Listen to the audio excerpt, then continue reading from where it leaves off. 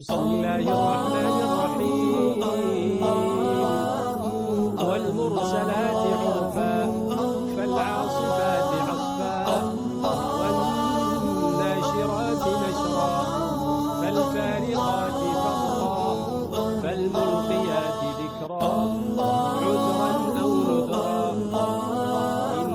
إنما توعدون لواقع فإذا النجوم طمست وإذا السماء فرجت وإذا الجبال نصفت وإذا الرسل أقتت لأي يوم أجلت ليوم الفصل وما أدراك ما يوم الفصل ويل يومئذ للمكذبين ألم نهلك الأولين ثم نتبعهم الآخرين كذلك نفعل بالمجرمين ويل يومئذ للمكذبين ألم نخلقكم من ماء مهين فجعلناه في قرار مكين إلى قدر معلوم فقدرنا فنعم القادرون ويل يومئذ للمكذبين ألم نجعل الأرض كفاتا أحياء وأمواتا وجعلنا فيها رواسي شامخات وأسقيناكم ماء فراتا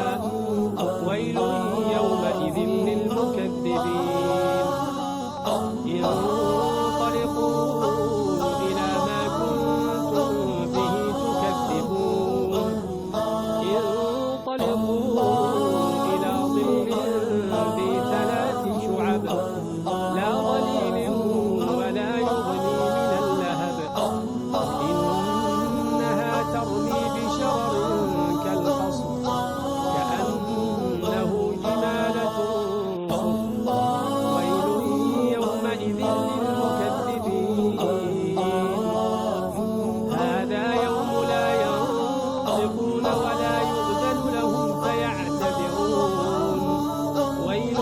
يومئذ للمكذبين هذا يوم الفصل جمعناكم والأولين فإن كان لكم كيد فكيدون ويل يومئذ للمكذبين إن المتقين في ظلال وعيون وفواكه مما يشتهون كلوا واشربوا هنيئا بما كنتم تعملون إنا كذلك نجزي المحسنين ويل يومئذ للمكذبين كلوا وتمتعوا قليلا إنكم مجرمون ويل يومئذ للمكذبين وإذا قيل لهم اركعوا لا يركعون ويل يومئذ للمكذبين فبأي حديث بعده يؤمنون